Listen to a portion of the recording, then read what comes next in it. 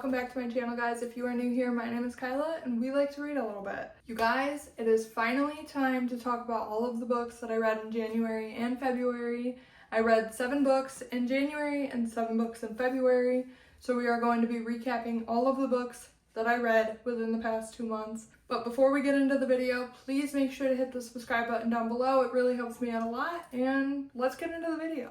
Starting out with the books that I read in January, the first book that I read in January was Twisted Love by Anna Wong. I fear I do not like this series, and I've heard really good things about it, but they just didn't live up to the hype for me. I gave Twisted Love a 3.5 stars. The Twisted series follows a group of 4 girlfriends and their love stories, and Twisted Love specifically follows Ava and Alex, and I definitely enjoyed it, but it just wasn't my favorite, and I think I'm coming to learn that contemporary romance is not my favorite, dare I say. I prefer dark romance. I gave this book 3.5 stars, and it just did not live up to the hype for me. I know that is like a collective opinion about this book throughout a lot of people. A lot of people don't like Twisted Love. But I then read Twisted Games, and I genuinely hated that book. Like, I just don't think that the royal aspect is for me. I don't like princess romances literally at all. I just don't like royal romances. But Twisted Games follows Reese and Bridget. Bridget is a princess, and Reese is her bodyguard, and yeah, they fall in love. It's like Grumpy Sunshine. I liked the banter between Reese and Bridget. I liked Reese, but the royal aspect fell far too flat for me. I gave it 3 stars at the time. Now it would probably be like a 2 or 2.5 stars.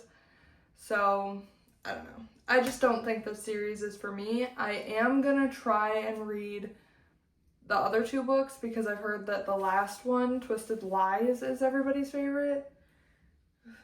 But I probably won't read it for a while. Those were probably my least favorite reads of January. Moving on, I then read Little Stranger by Lee Rivers. And this is a taboo dark romance. They are foster siblings. It follows Olivia and Malachi. And Malachi is mute. They have known each other their whole lives from the time that they were like, I want to say 7, maybe even younger than that. But he basically becomes possessive over her from a very young age. And they are doing weird stuff throughout their childhood. They're like kissing on the lips and stuff. Their parents don't like it. But yeah, it is a taboo, very, very taboo dark romance. I rated it 4 stars. I really liked it. What can I say? I love taboo romances. And then I read Little Liar, which is the second book to Little Stranger, and it follows the same characters. Can't really say much about what that one's about because it's spoilers from the first book, but I liked this one better. It was definitely a lot longer than the first book. The first book was like, I want to say a little over 200 pages, but this one was like 400 and something pages. It was a lot longer, but I really enjoyed it. I think I gave it like 4.5 stars. Yeah, I want to say I gave it 4.5 stars because it definitely did not hit the 5-star mark for me, but I really liked these books and I cannot wait to read more of Lee Rivers' work. And then I got my first 5-star read of the year, and that was Lights Out by Nevessa Allen. Oh my goodness, I love this book so much. If you have not read this book, I really recommend you read it on audio. The audiobook is absolutely phenomenal. It's hilarious. It is literally the funniest book that I've ever read. And I would just recommend this to anybody. If you're trying to get into dark romance, this is where you start. It is a dark rom-com, and it follows Josh and Allie. Josh makes thirst traps online, and they are masked thirst traps, and Allie very much likes them. So she messages her ex-hookup a screenshot of one of Josh's videos, and he's not really interested in her anymore. He's moved on. So he shows his roommate, which just so happens to be Josh, and is like, kind of like, oh, look at what this girl that I was hooking up with likes, blah, blah, blah, I'm not into this. And Josh realizes that it is one of his videos. So he kind of starts stalking her a little bit and realizes that she has commented on basically every single one of his videos. And so he breaks into her house and makes a thirst trap in her bedroom. And the story goes on from there. This book is absolutely hilarious. I could not recommend this book enough, especially if you were trying to get into dark romance. This is where you start. And then I started my favorite series of all time to this day, and that is Fourth Wing. The Empyrean series, I read Fourth Wing and Iron Flame in January, and I cannot get enough of these books. I have never been so obsessed with a fictional character as I have with Xaden Ryerson. Xaden, I love him so much. So much. If you have not read this series, literally, what are you doing? That's how I started my romantasy journey. They were the very first fantasy books that I have ever read, and I'm so glad that I started there instead of anywhere else, because I really don't feel like I would have enjoyed a fantasy series as much as that one, especially just starting out. Fourth Wing takes place at Basgiath War College. It's following Violet Sorrengail, and she is being entered into the Riders Quadrant to be a dragon rider. And that's basically all I can say. I really recommend you going blind with this series. Oh my gosh, you will not regret it. Please read the series if you haven't already. I gave Fourth Wing 5 stars and Iron Flame 4.5 stars. I just felt like Iron Flame dragged a little bit. But overall, I absolutely adore this series so much. And I wish I could jump back into that world right now. Moving on to the books that I read in February. The first book I read in February was Onyx Storm, and you guys already know how I feel about this series. Oh my gosh, Onyx Storm, oh, that book has my entire heart. I loved Fourth Wing, but I absolutely adored Onyx Storm. Onyx Storm was a 6-star read for me. The 5-star doesn't even begin to cut it for Onyx Storm, and I'm very upset about that ending. Like, the audacity Rebecca Yarros had to end it that way. Ooh, don't even get me started. I want to reread that series right now, but I won't do that to myself because that is a whole lot of emotional damage I don't want to go through again. And I'm still thinking about it. So anyway, if anybody could ask Rebecca Yarros when book 4 is coming, that would be great. I then read Pen Pal by J.T. Geisinger. Guys, this was a book that my Bookstagram picked. If you are not following me over there, what are you doing? It will be linked in the description down below.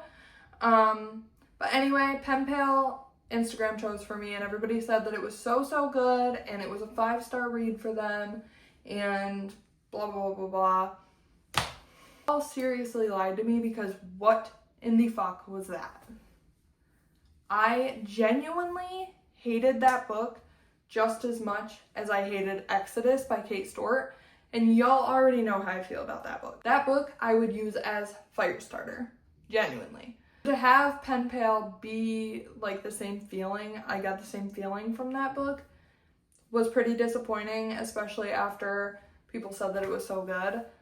I genuinely did not know if I was reading a thriller or a straight smut book, which is totally fine with me. I love smut, but please make it make sense. I could yap about this book forever because I genuinely hated it that much. The synopsis on the back of the book, literally, where did that go? That book, it started out like that, sure, but where does it, I don't even know what I'm saying. The synopsis on the back of the book was not what I read. Like, sure, it started out that way, but then it was just like, where did the plot go? I don't even know. It was like every other chapter was literally just straight smut, and it was the cringiest smut that I have ever read. He calls her Little Rabbit. I've said enough. That is just no thank you. Ew.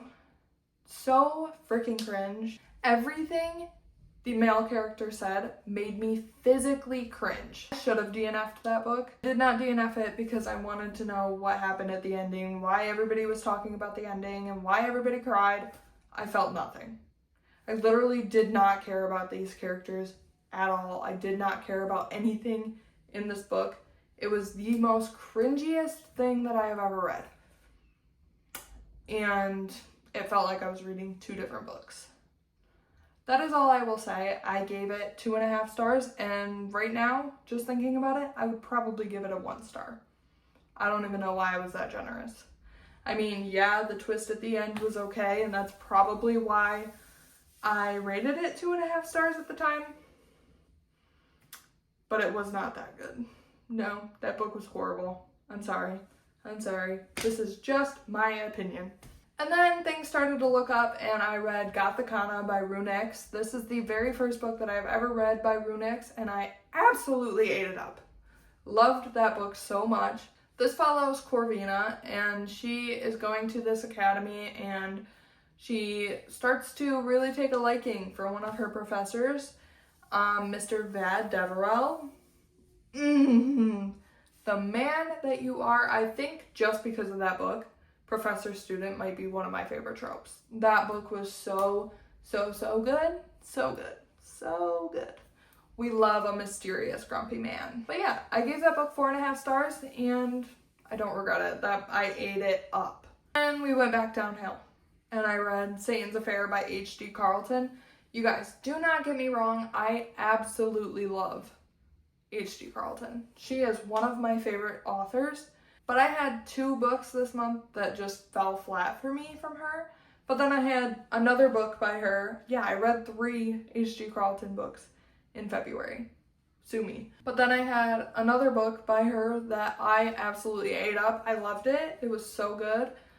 So yeah, I read Satan's Affair, and that book is the epitome of fucked up. I honestly think I didn't really like it because I read the cat and mouse duet last year before I ever read Satan's Affair, and I just didn't like Sibby's character, like really at all. I thought she was absolutely psycho, which probably is the point, but I just didn't like her. So I read Satan's Affair, and I think I probably would have enjoyed it more if there was more plot to it. I guess I just didn't see where the plot was. I did finish it though because it was so short, but if it wasn't as short as it was, I probably would have DNF'd it. If we're being honest. I gave it 2.5 stars, and that feels very cruel to me because H.G. Carlton is one of my favorite authors, but there was no plot. It was literally just her unaliving people and doing the deed with her henchmen. So yeah, that one fell flat for me. And then I read book 1 in the Zodiac Academy series, which is The Awakening. Yeah, I started a 23 book series. And I don't regret it. I really enjoyed book 1. I gave it 3.5 stars. It wasn't like, life-changing or anything. But I have heard that as you go throughout the series, it just keeps getting better and better and more heartbreaking. So I will let you guys know I am currently doing a reading vlog for the entire Zodiac Academy universe. So yeah, I read book 1, The Awakening, and now I'm reading book 2, Ruthless Fae, and then I'll go on to book 3, and then I will read the entire Ruthless Boys of the Zodiac series after that, which is 5 books, and then I'll go back to Zodiac Academy and read books 4 through 9. And then after I finish book 9 of Zodiac Academy, I will move on to Darkmoor Penitentiary, which is 4 or 5 books, and that'll make up the entire universe. That's how I'm reading it. yeah, that's the suggested reading order that I got off TikTok from so many people. But yeah, I'm currently doing a reading vlog for Zodiac Academy, so you guys will see that eventually. I don't even know when. Probably in a couple months, if not more. Basically, Zodiac Academy follows two twin sisters, Tori and Darcy, and their world is flipped completely upside down when they're taken from the mortal world to the Fae realm in Solaria to attend Zodiac Academy because they are told that they are Fae and they need to come to Zodiac Academy to learn how to use their powers and harness their magic. This series is a true bully romance. Nobody is nice in book one. You will not like a single character in book one, I guarantee it. But I've been told you need to move on and keep going throughout the series to find the romance, and yeah, I really enjoyed it. The magic system is awesome. It is probably the coolest thing I've ever read about, and yeah. I really liked book one, and I'm enjoying book two so far, even though I'm one chapter in.